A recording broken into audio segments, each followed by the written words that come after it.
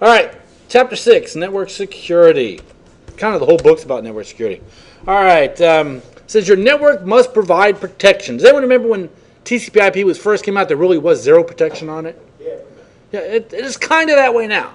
We're kind of we're trying to secure something after the fact, which is tough.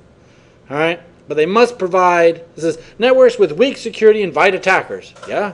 It's like if you leave. Yes, go ahead. We had, I think it was 1992, I worked for the DOD in Kings Bay, Georgia. Right. And literally, I was network administrator. When I took over the job, they did not know that their local area network was on the internet. Nice. They didn't know that. Now, our local machines didn't run TCP/IP, but we had some host devices, right, that did. mainframes that did, and were being used by other bases and stuff. So literally, I mean, they don't realize it. Yeah. They just, it's I don't know. But a weak network, it's kind of like your house. If you don't lock your doors, you're basically inviting the neighbors in. I have an alarm system in my house. Obviously, it went off earlier.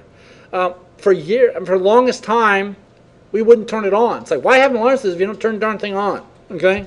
All right, so we're talking about securing the devices, the topology itself, designing it. Okay? All right, it says the security feature should give us a basic level of security. Okay? Should be designed specifically for you, but you can always benchmark off somebody else. The OSI model, which we're not going to go into depth there, was how the internet was really designed. It's really the TCP/IP model, which is not the same. It's 4 layers compared to 7, but it's still basically the same thing. Okay, talks about how systems interact with each other. Okay, which they kind of show it here. Does anyone know how to remember those? Starting from the bottom, programmers, do not throw sausage pizza away. Or starting from the top, all people seem to need data processing. I like the sausage pizza ones better. But it's a way of communicating on a network, okay? At least in my degree program, they've already hopefully had intro to networks at this point. Should know this by now. Okay, a hub. Hubs. Try to buy a hub nowadays. Can you buy a hub? No. It's almost impossible. I have a couple leftovers. A hub is kind of like an extension cord. Everybody plugged into the hub gets all traffic. Very noisy. It's what we use, 90s. Mid to late 90s, early 2000s is when they started replacing with switches. Works on layer 1, they just forward on everything. Forward on everything. Okay? Switches, a little better, layer 2 now. They actually listen in and then only forward to the correct port. So if I got 20 computers plugged into a switch, you're only going to get the traffic off of your port that is destined for you. Okay? Uses MAC addresses. And there's a whole entire routing class, Cisco class is about that. Okay, excuse me. Network administrators should be able to monitor them. So if I want to monitor the traffic in this room, how would I do it? All the traffic. Any ideas? You'd have to tap the switch. I would have to tap the switch, or what I've done in the past, just have a cheapy hub, and on the outside, I actually did a project at my school. We have a cable modem as a backup for our network lab. I put a hub on the outside of our router and just captured the traffic. It's amazing on a cable modem, since it's a shared medium, how much traffic was out there from everybody on that whole entire section of the network. But you need to be able to capture it, and normally a hub is an easy way to do it, or you can do port mirroring and stuff like that. It really depends on the actual switch you have. Okay? Here's our router and our switch. We can actually tell this one, in this case, to mirror what's going on the other port. More expensive switches do that. The cheapy switches will not. Okay. Now here they have one switch going into another. You know that? Anyone ever heard of the 5-4-3 rule? When it comes to networking. Yeah. Your network should have no more than 5 segments. Hold on. 4 of them populate. Oh man, it's been a long time. No more than 5 segments, with connected by 4 repeaters, and no more than 3 segments populated. If you follow those rules, you'll be good. There's also anyone know how long a Cat5 cable can be? 328 feet. Yeah, 330, a little over 300 feet. Does that mean at 400 feet it's going to fail? No. Actually, at Tinker, we used one at 600 feet and it worked fine. But what they're saying is at 300 feet it will work. At 600 it probably won't, or it might not. It depends on interference, latency and stuff like that. How fast you're going to. Right. There's a lot of, but what we were doing is they were actually setting up an exercise on Tinker where they had a big, huge field and they had two different camps basically. And they just ran a 600-foot cable between them, and it worked fine. But again, there was nothing else out there. There was no interference, and they weren't doing much with it. But yeah, the 543 rule is kind of, and I've seen that on some certification test somewhere. I forget where. But all right, network tap. We could have something just listening in. It's just listening what's going on in the network. Okay. Different types of attack. MAC flooding. This attacker can overflow the switch's address with fake addresses, causing it to fail. We last week when I was in ethical hacking class, we used a program called Ether Flood. I don't know if you ever heard of it.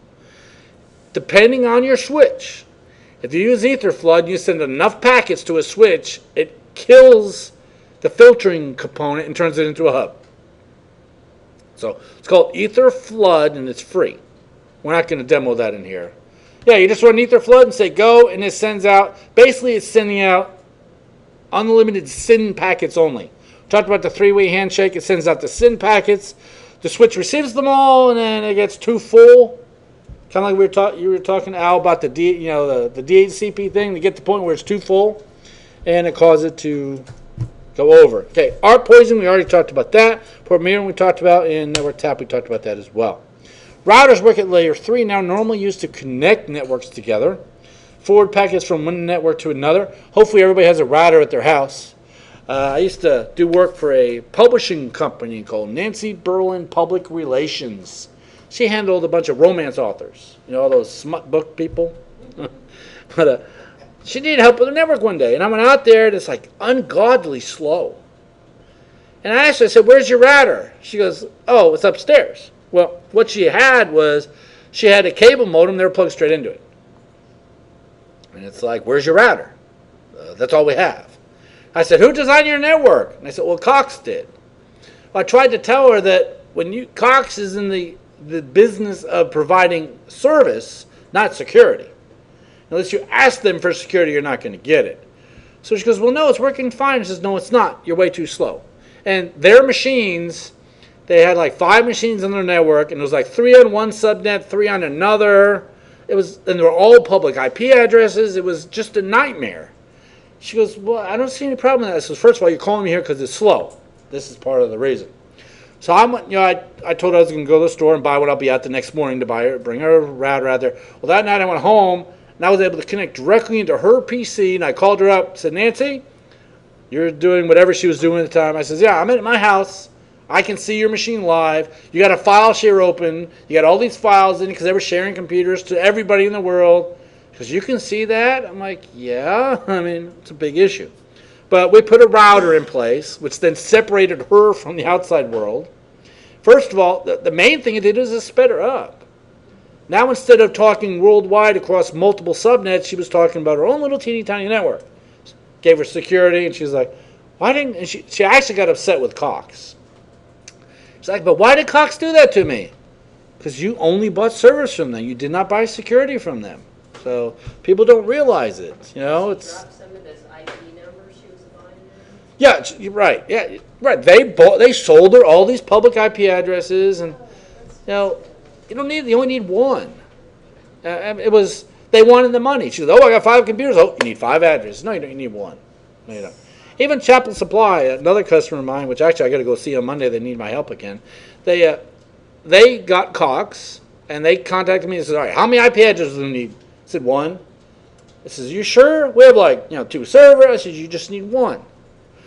But they said, I need like 5. I said, no, you only need 1. I think they ended up buying 5. It was the package they got was the smallest amount. But I said, you're really only using 1. Okay, so, but again, Cox is in the business of selling service. Think about it. McDonald's, what do they sell? Fattening foods. Are they in the business of health and wellness? No. Is Cox in the business of security? Well, no, not unless you ask them to. So, all right, the routers separate 2 networks. You also could have load balancers. Put certain traffic on one side, certain traffic on another. Okay, helps distribute it or evenly distribute across the network. Okay, did I miss one? All right, advantages of load balancing makes things not say don't get busy. One way it's done is through clustering. We actually have clustering on a machine at Rose State, but clustering is where you have multiple machines sharing the same load. They both can do it. And what's good about that, one goes down, the other one can pick up for it, kind of handy. Can be done at software or hardware based. Okay. Security advantages can stop attacks directed for the server or application, can hide all kinds of stuff. There's just a lot of stuff you can do by having load balancing. Okay. Sorry if I'm going through this kind of quickly. I just need to make sure we get done. Firewalls. So what's better, hardware based or software based? Hardware. Hardware based is always better. It's faster, it's better, more secure. But does that mean we don't need software based? No. It means we need both.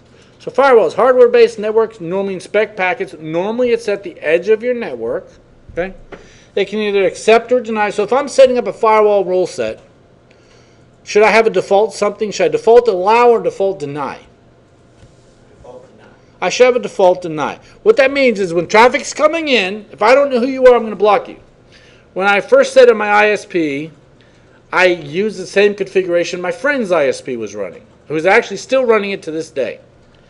His configuration, since he was an ISP and since he did not know what his traffic was, he let everything in and blocked the bad stuff. What do you think? Is that a good plan? Yeah. No, it's not. I told him about it. He goes, but I don't know what I'm running. I don't know what my customers are doing, so I really can't do that. Well, one day, remember when the SQL Slammer worm came out a few years ago? He called me up. He goes, Ken, there's a virus out. We're infected. You're going to be infected too. I said, why? He goes, well, it's a new one. The SQL Slammer's what, 1433, I think was the port. First kind of virus on that port. And since he was blocking the bad stuff, allowing everything through, he didn't know anything about that, so he let it in. He got infected. But prior to that, since I knew better, what I had done was I had captured my traffic for about a week or two. I forget how long. Then looked at it all. I brought up my protocol analyzer, saw what the traffic was, and I reversed my rule set. What I did was I allowed the good stuff in, blocked everything else.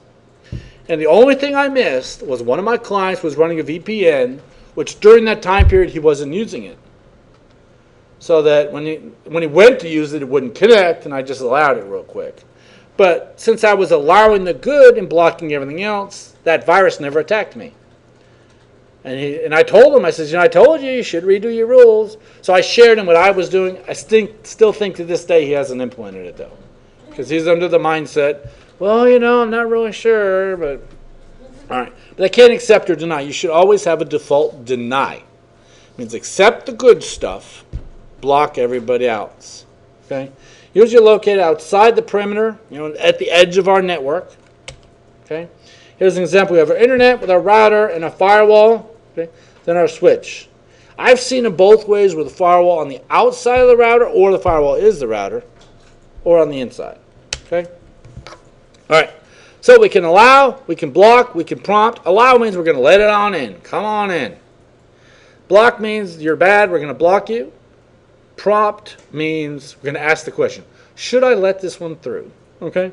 There's rules-based, there's also settings-based. Rules become, it says, set of individual instructions to control actions. Then settings allows administrators to create parameters. Okay?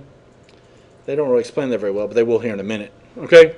So, they have different, here's a rules for websites. Source can be anybody.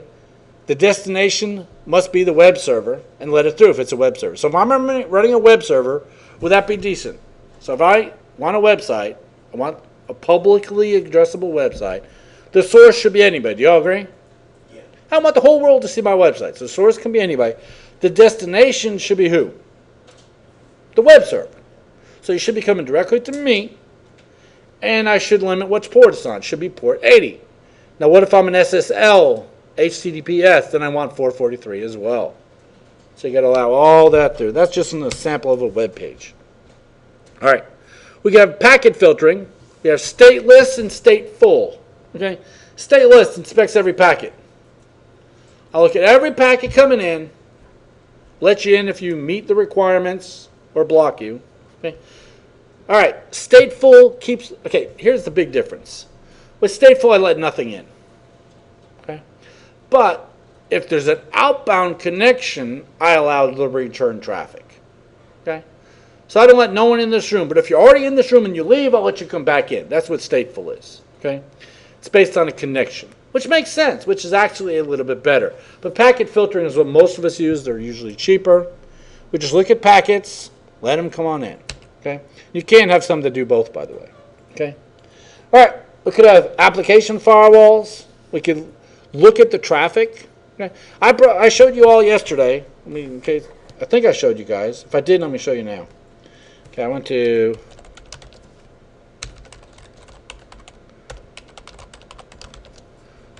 Didn't I show you my energy monitoring system at the house?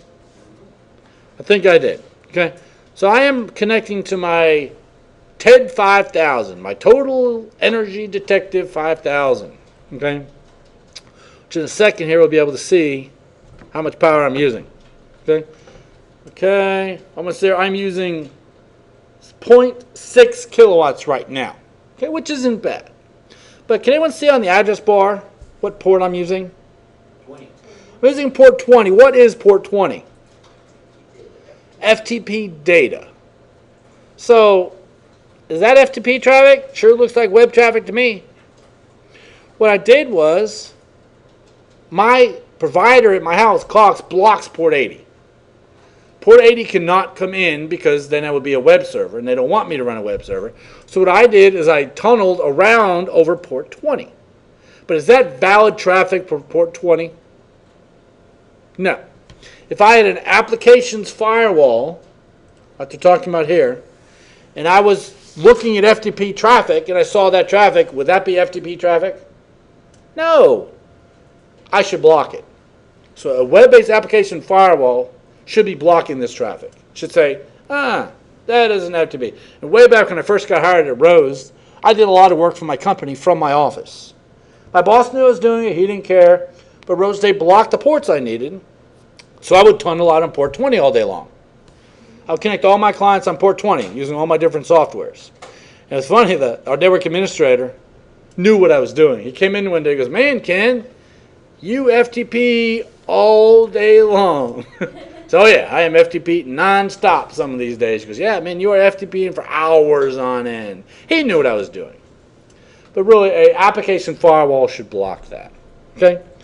But they can also block specific sites, could block specific attacks, can block all kinds of stuff. Okay? Proxies. What a proxy is, you go through something, like at Tinker. Well, a better example is Meridian Technologies, where you work. I was teaching an A+ class out at Meridian. I don't know if it's still set up this way, but they do filtering out there. They don't want you to watch, surf porn or whatever. I was teaching an A+ class at Meridian at night. We were doing something on the internet. No clue what it was at that time. But then all of a sudden, our entire internet went down in our classroom. And then minutes later, someone came to the door, said, "Hey, someone's viewing inappropriate material on their computer." And what it was is we all went through a proxy server or a filtering system where they can monitor what we're doing and then immediately cut us off the internet. And I don't know what they were searching. It wasn't porn. The problem is, okay, I say Rose State, we want to block pornography. Is that possible, you think? Not really. Well, we got a health sciences department and a nursing program. Okay, how are you going to block that? How are you going to block boobs? You can't. I mean, you can't. And then when you teach a class about Right. sex. Right, whatever, exactly. I You mean, can't. So it's tough. And then you can say, well, okay, we'll leave it open in the classroom, but we'll block it in the library. But what happens if someone's doing an assignment? So it's tough to block it. Now, I can understand technology center, we got high school kids. Maybe at that point we can block it. But I still don't know what they were surfing at that point. But it cut us off. But they came in and then they turned it back on and we were fine. But, I tell you, one of the easiest certification tests I ever took was proxies. Microsoft Proxy Server. I studied for like 5 minutes, I think. Took the test and aced it. I'm like, that was nothing. It was all common sense stuff. It's like, so if you ever want to get an easy one, get the proxies test. Okay, but substitute for primary devices. We actually use one at Rose State to this day. Sometimes I had to connect to the NSA's website on a specific port. They didn't want to leave. See, what Rose State does, they block stuff coming in, and they also block stuff going out. Because you wouldn't want someone on Rose State to be sending out spam or whatever. So they block incoming and outgoing. Well, I needed to connect out on a specific port. Well, I was the only one on campus that needed that. So why should they let the entire campus out on this port when only Ken Dewey needs it? So what they did was inside the proxy server at Rose State, they said, let this port out. So that when I need to connect it at one website, rather than just surfing the web, I told my computer to go through the proxy server. In other words, I asked the server, the proxy server, for the information, then it went out and got it for me. Okay. Kind of a handy thing. All right.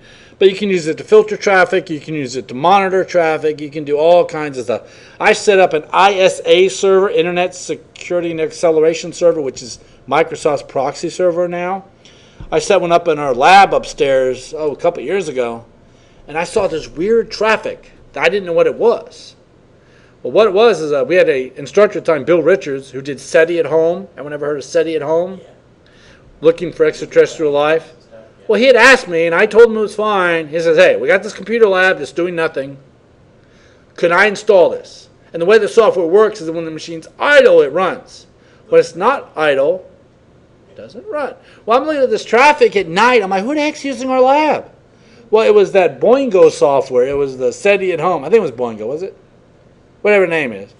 But I was able to look at the proxy logs, and it was weird. It's like, okay, there's no classes going on. I have more traffic now than I do during a normal class. What the heck is it? So that's just some things you can do with a proxy server. So here we go. We got all these computers. They ask the proxy server for something, and the proxy server goes out and gets it. Another good thing about proxies is they can also cache. So maybe, we all want to go to Google. We're all surfing the same thing, whatever it happens to be. So the first person to ask the proxy server, he goes out and gets it, and he holds a copy of it. Then everybody else needs it. The proxy server just hands off the copy. All right. Here's how you normally can configure them. I don't think you guys use one here. Let's look. If you go into your internet browser, go to the tools. Oh, my power utilization just dropped. Good. Internet options, connections. Down here is the proxy settings. If we had one, you would check this box and you'd put in the proxy address. Okay. Some, like Taker uses one, but it was, tell me if you think this is a good configuration for a proxy. Taker had like 8 proxy servers when I was in the military. Okay, they filtered Flash, they filtered all this stuff. But if you knew about it and you wanted to serve something you weren't supposed to, you connect to the 9th proxy server. That one didn't filter anything. So is that a good plan? If you knew about it, you just change your address in that little box to another server that the normal people didn't know about, instantly got everything.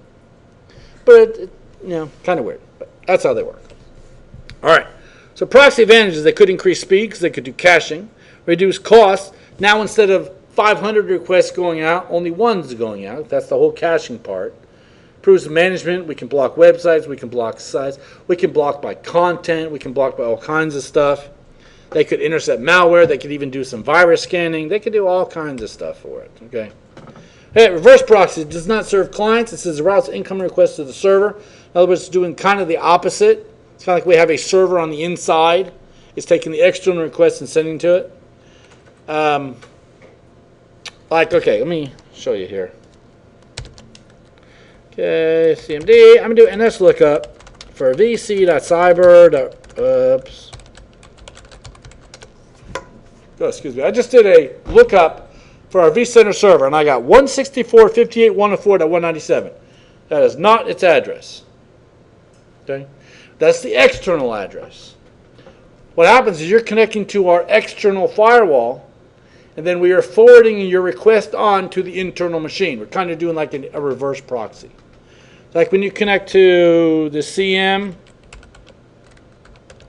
like we did for the licensing server the other day, that machine's number is actually 10.10.0.5. Does that say 10.10.0.5? No. Because we're hiding the internal address from the out. Do you guys need to know the internal address? No. So this way it's a little bit more secure. Okay? That's pretty much what a reverse proxy does. Okay? All right. Spam filters. Look for spam. That's tough. We use something called IronPort. I don't know what you guys use here. Ours works very well. I get very small amounts of spam. I did get a piece yesterday. It was marked as spam, but it was actually a student asking for information. So I'm glad it forwarded through. So, all right. All right. Email uses SMTP and POP3. SMTP is to send mail. POP3 is to retrieve mail. But there's also IMAP and a couple others. SMTP is normally on 25. I'm willing to bet your school, well, actually, your school probably does allow it out. Doesn't your school allow 25? I think, do you know? Let's see. I don't know if I can test. Let's try Telnet. Oh, don't have Telnet installed. But basically you can tell it to connect out on 25, and if it was open, it would work. I don't know if you guys have it or not. But, yeah, that's what spam filters listen on 25, filter the traffic. They're hard to manage. Very hard to manage. Okay? Here we have an email sender, sends it out on port 25. The server receives it, sends it through the internet on 25 to some filter, who then could send it on to an internal server at a different port or the same port. Okay? Then the client connects with port 110 and retrieves the data. Okay? All right. Spam filters could also be on the POP3 server. They could be everywhere. Most of the time now we use third-party software, like I said, Ironport. There's a lot of different software out there that does that now. Okay. Here we have a sender. Okay. Sending on 25. It's going through a spam filter, which kind of we have that now. Most of us use Outlook, and that has somewhat of a spam filter built in. Even Google has spam filters built in. They all do now. Okay. VPNs, virtual private network, allows us to connect on an securely through an unsecured network. Way back when I first was taking classes in the mid-90s, Rose State had an office on Tinker Air Force Base, and they still do. It's in the same city, but they had a dedicated connection from Rose State College to Tinker Air Force Base, to that school. You think that cost some money? Oh, I guarantee it was some serious cash. Now we got rid of it. Now they just have a plain old internet connection, and they use the VPN. I was connected into my internal computer system last night from the hotel room. So did I go out and buy my own private connection from my hotel room to Rose State? No. I connected over the unsecure internet, but I used a VPN device to securely connect in. Okay.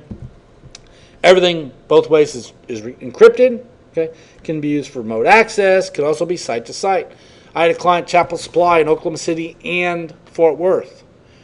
They wanted to be able to communicate securely, so I put a site-to-site VPN, I had a hardware VPN device at each location, and they talk to each other. And they're so easy to set up. I actually set them both up here in Oklahoma City, gave it to the guy, told him to drive to Fort Worth and plug it in, and it worked instantly. Very easy to set up. What had happened from that point on, they now had a secure connection between the two locations. It's like they were together. All right, endpoints is used to connect in. Normally it's software like I was using last night. I was using Cisco's VPN client. Okay. Most places, like Rose State, if I want to use Rose State's VPN, I just go to rose.edu. So Shalon, if you want to use it, you just go here. Then you can go VPN. And VPN access to Rose State College. And then you can download it right there. Click here. And continue, and I can log in. Oh wow, it's an online service now. Oh, they even changed it. That's kind of cool. And right. some big bucks. Yeah, I did not know we switched that. I actually downloaded the client. That's cool. You don't need to get the client anymore. The phone. So I just use my regular one. Yeah, that's cool. Oh yeah, but yeah, it depends on what you're using. You can even get VPNs for your house. They have Linksys routers now that support VPN. So you can have a router at your house, and you can connect from your work with a VPN. So there's all kinds of stuff you could do with them. Could be software, could be hardware, like a concentrator. Could be integrated into another device, like other routers. Okay, but pretty cool stuff. All right. Content filters monitor your traffic. They can block based on keywords, based on whatever. Okay, those are tough. You have URL, could be malware. And I'm going through this kind of quickly, but it makes, this one's not hard to understand, okay? Web security gateways can block specific content while it's going on, can block viruses, can block all kinds of stuff. Can block Flash, can block ActiveX, that's what Tinker runs, could block scripts. It's kind of tough because there's so much. Did y'all see that Flash is officially going away on all mobile devices? Even Adobe has said it. They are officially removing Flash from all mobile devices. They don't need it anyway. HTML5 can support that stuff. If you don't know what HTML5 is, I'll show you.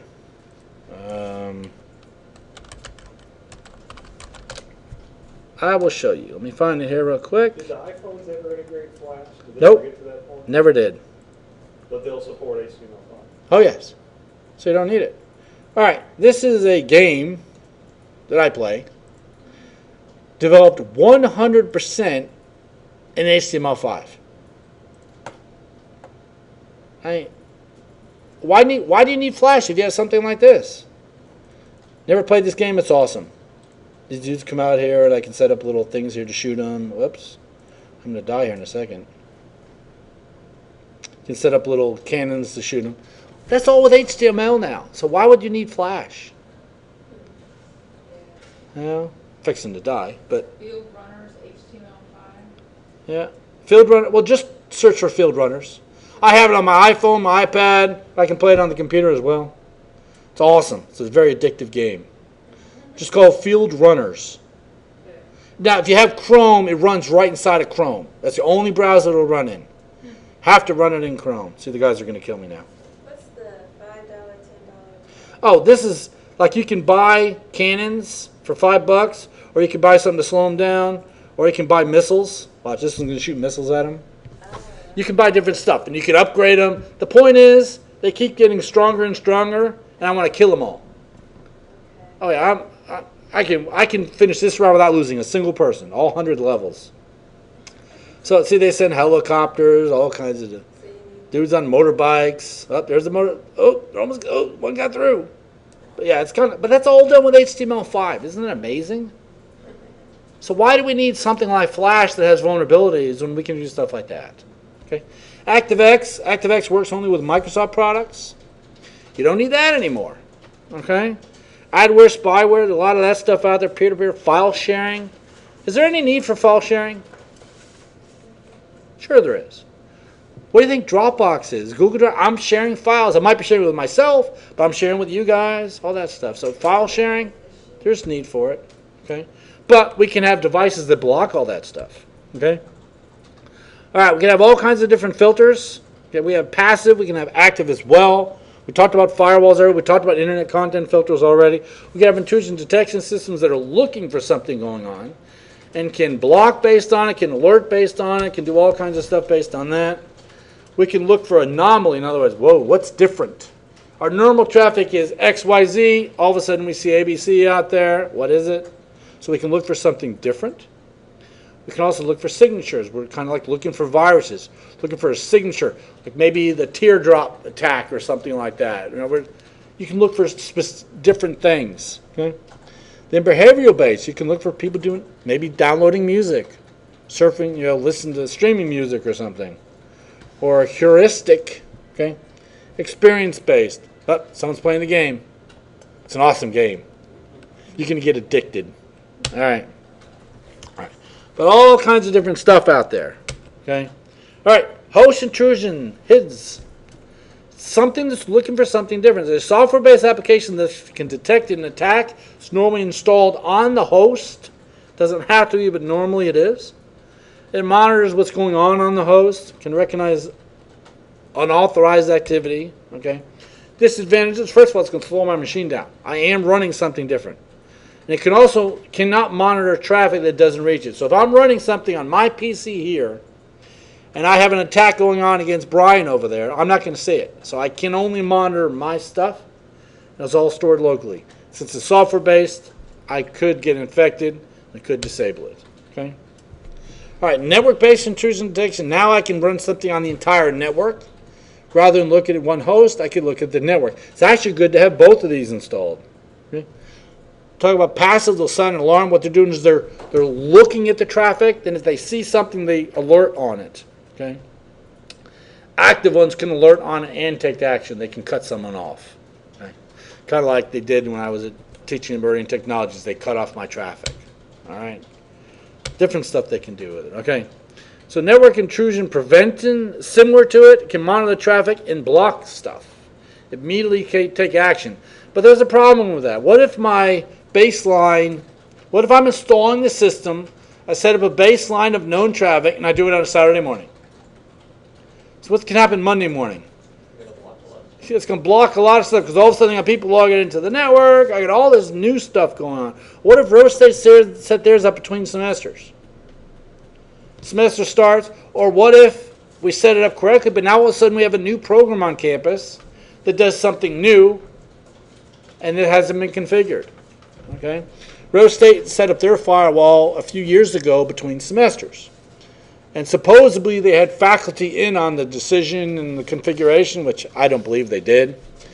Semester came around. We have a legal program at Rose State. Anyone know what Westlaw is? Yeah, that's where they look stuff up. Yeah, they look up stuff. It's a legal dictionary, basically. Uses port 8080. Rose State blocked port 8080. They came the first day into class. They brought up Westlaw. No, ain't getting it. So then they had to contact IT services. And like, why? Why do you need port 8080 for? But then the whole point is I thought you had faculty involved in this decision, which obviously they didn't. I mean, they got approval and they opened it because we needed it. But the fact is it was something different that they weren't expecting. Okay? All-in-one appliances, kind of like our all-in-one printers. It says one device that does many things. What's your opinion on all-in-one devices? Usually don't do any one thing well. Yeah, they normally don't do anything great. Then when they go down. you're in Yeah, trouble. I have a printer, scanner, fax at home. I always hated them, except for this one made by Dell, which a client of mine got years ago. I liked it, and I bought one. I've been using it ever since. I have no issues. I can scan to USB, scan to my PC, I can fax, I can copy, I can print. Does a really good job. But normally, I don't like them because, like what you said, what happens if it breaks? Well, not only did I lose a printer, now I lost a printer, copier, and scanner. Now, our school, do you guys have work centers here where you can scan and print and all that stuff now? Most places do, and I absolutely love them. They're great. I scan to it all the time. I can walk up to it, throw my documents in it, scan it right into my email. Okay. There's issues with those depending on the model. Some of them actually, whenever you copy, scan, or print, a lot of them store an image of it. There's a big news article about police departments and everybody doing that. You can set it not to do that. Right. Now ours, if you watch the screen, whenever you print, scan, or copy, now whenever the job is finished, it comes up on the screen, securely deleting data. So it actually overwrites everything, which is good. But initially they didn't have that. Okay? So recent trends is combining multi-purpose security appliances with traditional devices such as a router. Now we're going to have a router with a firewall, with a spam filter, with whatever. We had one, and this has been like 6 or 7 years ago at our main campus, not where I work, but it did DHCP, it was DNS, the router. It was so slow. Oh, it And then did. it would go down constantly. Oh, nice. But it did everything. So when it went down, it took down the whole darn world Yeah, with it. everything would go down, and it was so slow. But it was easy to configure. That's what they always said. It was easy Oh. to set up. So we can just reboot it real quick. And then no one would be there on weekends. Oh, nice. All right. All right. So it says internet routers normally drop packets with private addressing. When setting up your address for your router, which kind of packets should you not allow into your network? Does anyone know? Chinese. Well, Chinese, no. You should not allow internal traffic in, because internal traffic is already in. Make sense? Which type of traffic should you not let out? You shouldn't let external traffic out, because external traffic is already out. So that's one of the main things. They talk about NAT and PAT, network address translation. That's what we're doing on our system. We have a private external a public external address and internal private address. We translate between the two. It's like at Rose State, there's another website here. I bet if each one of you did this, we'd all get the same value. Actually, we wouldn't on yours. Ooh. Okay.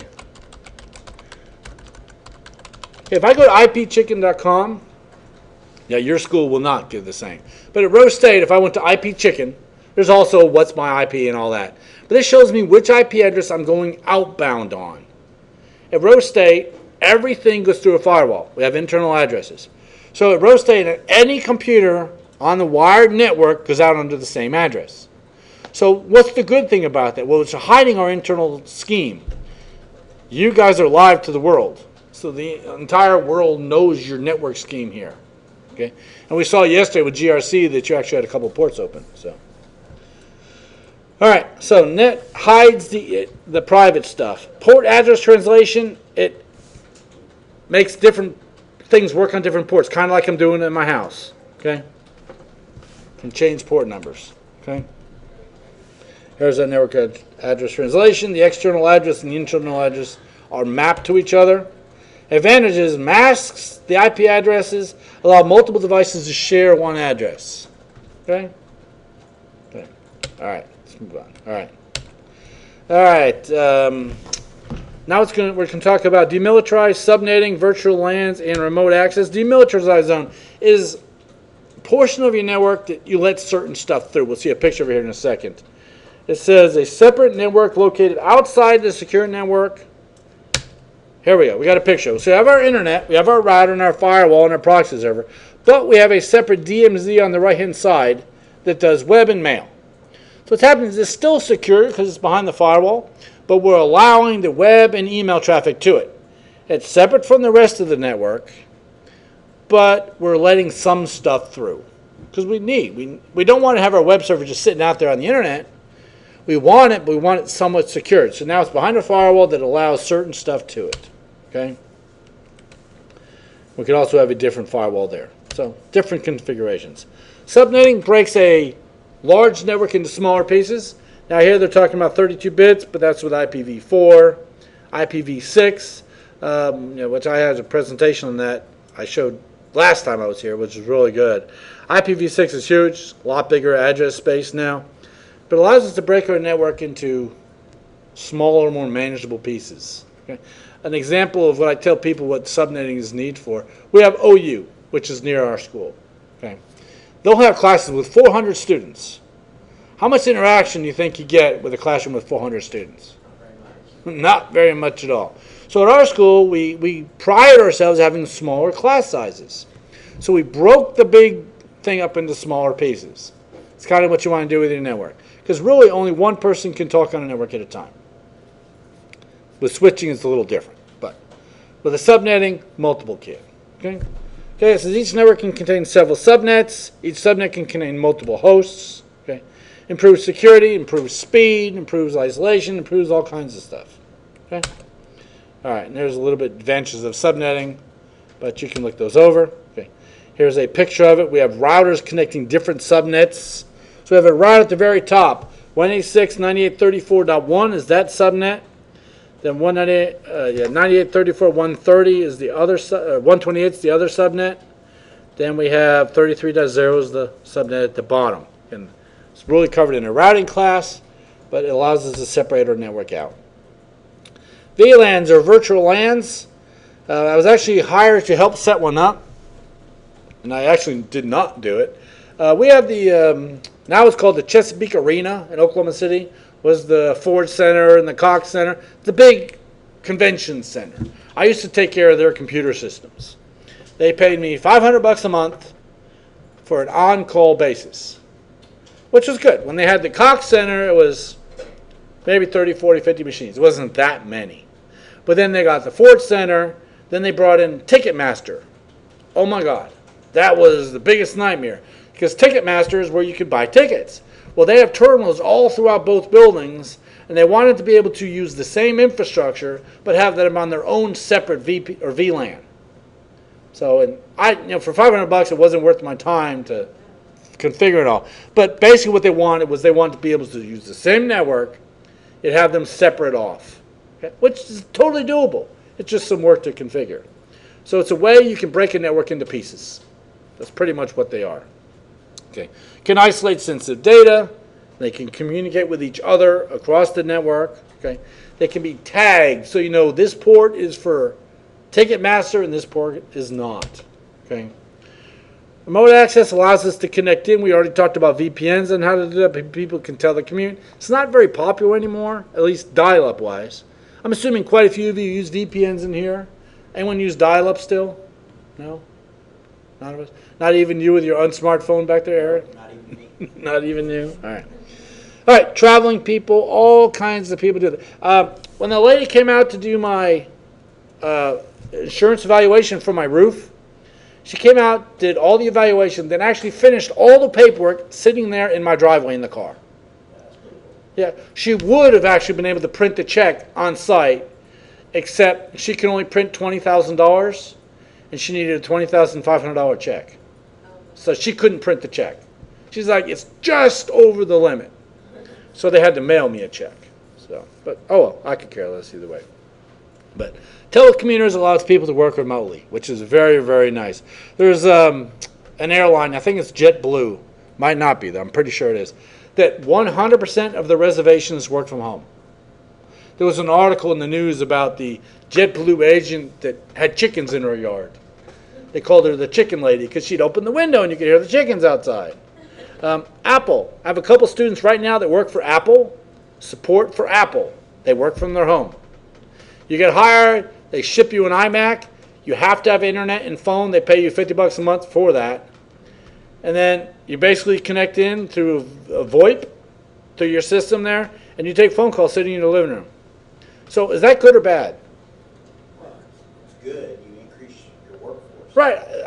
I'm increasing my workforce. I'm not having to buy them a desk. They do get $1,500 allowance to make an office place at their house, but they don't have to provide air conditioning. They don't have to provide nothing. So, some states are actually giving people tax credit. Right, some places do that. Cox call center Right. did that, Yeah. and the state of Arizona gave them a tax credit because it took people off the highway. Oh, there you go. Yeah, Dell's doing that. Dell actually has I was talking to one of my students who works at Dell. I said, which building you work in? They got two buildings, A and B. He goes, well, actually, I don't know because I work from home. He goes, once in a while I show up for a meeting because I haven't been to the office in months.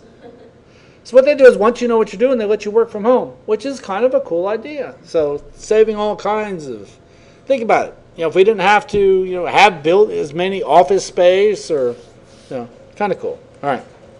Oracle did a study where they looked at, because of the badge readers they had, Right. whoever wasn't in the office 50% of the time, Right. they automatically told them, hey, you're working from home now. So they cut down on the amount of office space they needed in Oh, that'd be Washington, cool. D.C. Yeah. And office space in Washington, D.C. is expensive. Yes. Yeah. Well, that's a cool idea.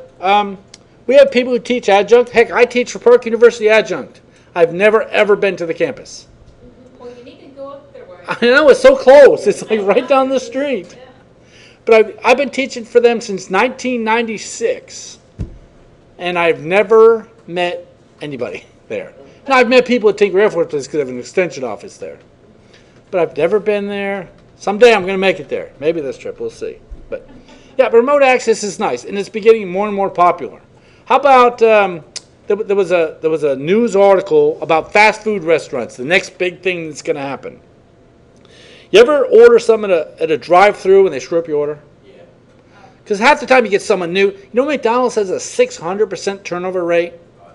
That means every employee, 6 times a year, that position swapped out. Well, what they're looking to do is, what if you had a highly trained employee who knew how to do the order correctly? Would that be good?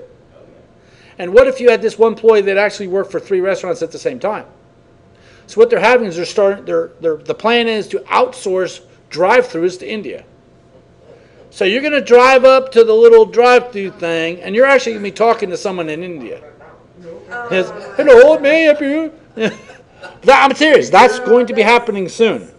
And they'll be putting the order in, and it'll print out right there, and somebody hand you your food. I'm telling you, That's crazy. that will be happening very soon. Remember that show called Outsource? That was only Yes. one season? Yeah, there was actually there was a video, YouTube video on So how's that. that going to increase quality? Because they're talking. Well, first of all, a lot of times the order's input wrong. Right, if they fill the order wrong, yeah, that's still going to be screwed up. Let's think the errors on the But they're hoping the input will be fixed. How about if they just paid them a little bit? Let's see if I can find this funny video. But see, here in America, we want everything as cheaply as we can get it. We don't want paper quality, we want quantity. Oh, here it is. Ready? Watch this video. Hold on. Stop. I gotta turn my sound back on. You're gonna love this.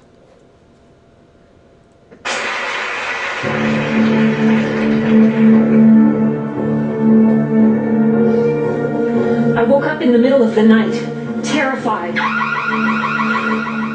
And then I realized George Bush only had 2 years left.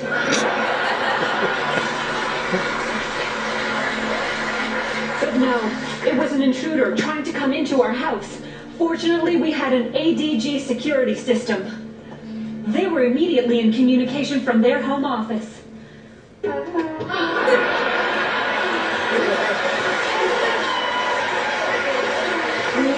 Parker, this is ADG. Goodness gracious, we are receiving an alarm. Are you all right? Yes, we're all right, but we're quite frightened. One moment, please. Hello? Oh, I am so sorry you're in Jamaica in your underpants, but we are doing our very best to locate your luggage. Thank you for choosing Air Canada. So, Mrs. Parker, ADG is monitoring your emergency situation. Someone is trying to break in. I can hear them on the roof. I think they just got the cat. Send help! Can you hold again? I have another call. Hello? Yes, that includes the high-speed modem and Bluetooth capability. Thank you for choosing Dell Computers. Mrs. Parker, are you still alive? I'm afraid. You have to help me. I will be most happy to help you, but first I have to answer the other line. Hello? Oh, my word, yes. We can have it to you in less than 1 hour. And thank you for choosing Big Pepperoni Pizza. Hold on. Yes? Yes, the girl will be in your motel in 15 minutes. And thank you for choosing Corky's escort service. Are you still there, Mrs. Parker? Yes, I think he's gone. Everything's all right now. I don't need help. Okay, we will send someone over right away. No, I don't need help anymore. We're safe now, ma'am. We got him. ADG Security. We're just a comment away. All right, so, don't you love these videos? That wasn't a spoof, right? How do you come up with something? Well, a lot of times students will show them to me, or I like to do research before my classes. Sometimes I find them. But, it's funny, but, we make fun of that, but you know that's happening right now. You know it is. Okay? My alarm company just got bought out, and now they're like a nationwide company. But, they still handle, so is it okay? Yeah, I mean, the nice thing is their local technicians are still local. So the call center is nationwide, though. My monitoring company is in Oklahoma. Tulsa, I think. Nice. Which company do you have? I knew you were going to ask. It was TNT. TNT wasn't until Or- ATG? Or, Eight- the green sign. Yeah, that's the one I got now. Yeah, that's who we have. I can't think of the name now because I just watched that stupid video. I get that in my head. All right. But telecommuting is getting to be more and more popular, and it's going to continue even more. All right. That's the end of this chapter. All right, let me stop this.